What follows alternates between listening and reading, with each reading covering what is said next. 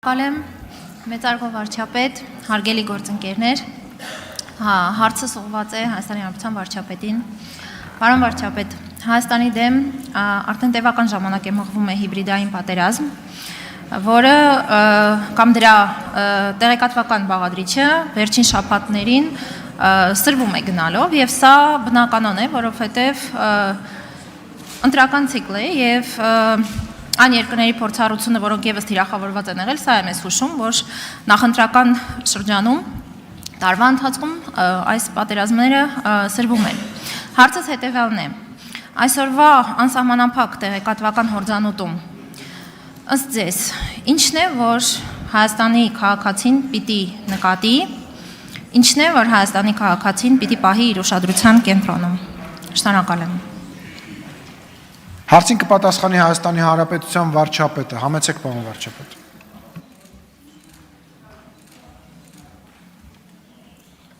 Շնորհակալ եմ Տիկին Գրիգորյան հարցի համար, ես միշտ եղել եմ եւ շարունակում եմ մնալ եւ կլինեմ այն համոզմանը, որ ինչ որ պետք է որ նկատի Հայաստանի քաղաքացին կնկատի։ Այստեղ մենք պետք է ավելի շատ նաև մեր անելիքների մասին խոսենք, իսկ ես գոնե իմ անելիքը տեսնում եմ Հայաստանի քաղաքացիների հետ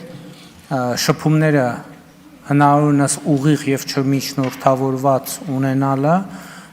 եւ պետք է ասեմ, որ ընդ որում դա երբեք չի ընդհատվել։ Ես եթե հետահայաց նայենք վերջին տարիներին, կտեսնենք, որ ամեն տարի կան պնդումներ, որ կառավարությունը եւ քաղաքական մեծամասնությունը պատրաստվում է արտահերթ խորհրդարանական ընտրությունների։ Դա ինչի է դա կապված եղել այդ պնդումը, որովհետեւ եւ ես եւ մեր մյուս գործընկերները շատ ակտիվ մարզային հանդիպումներ են ունենում, ուղիղ շփումներ են ունենում քաղաքացիների հետ, իսկ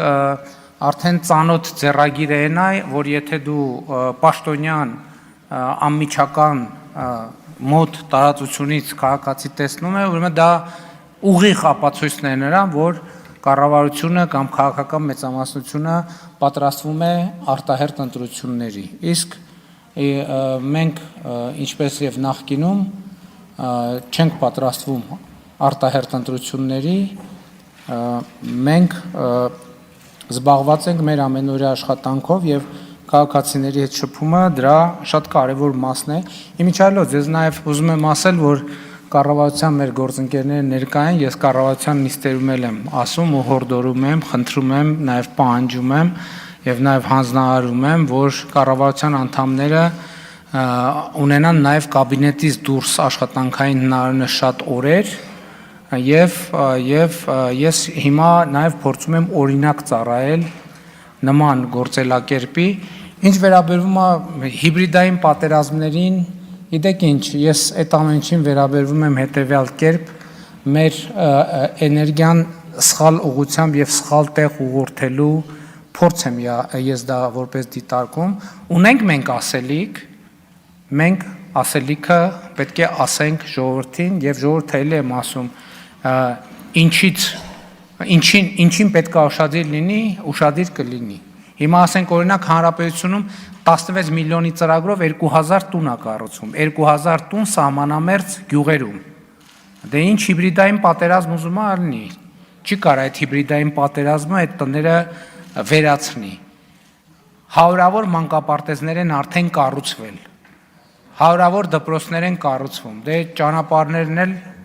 բայց հիբրիդները ճանապարհներից չեն օգտվում, դպրոցներից, մանկապարտեզներից չեն օգտվում։ Շնորհակալ եմ։ Արձագանք։ Շնորհակալ եմ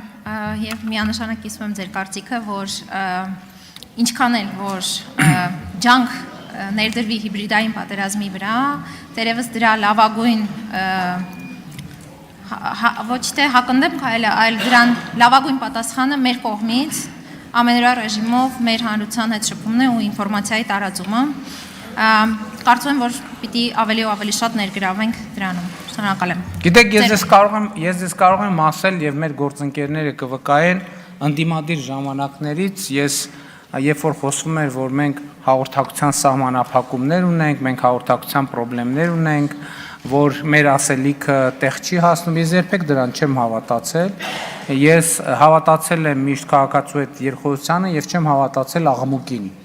Այսինքն աղմուկը ինքը ուրիշ բան է, իրական բովանդակությունը եւ իրականությունը ուրիշ բան, եւ քաղաքական անկեղծությունը եւ ազնվությունը ուրիշ բան, այնտեղ որտեղ մենք սխալվել ենք, պետք է ընդունենք, որ սխալվել ենք, այնտեղ որտեղ մենք չենք սխալվել, թեկուզ բոլորը մտածում են մենք սխալվել ենք, մենք պետք է մեր սկզբունքների եւ մեր ճշմարտության համար պայքարենք։ Եվ այդ պայքարի մեջ, այդ խոսույթի եւ այդ երկխոսության մեջ ինչ որ պետք է տեսնի քաղաքացին կտեսնի։ Շնորհակալ եմ։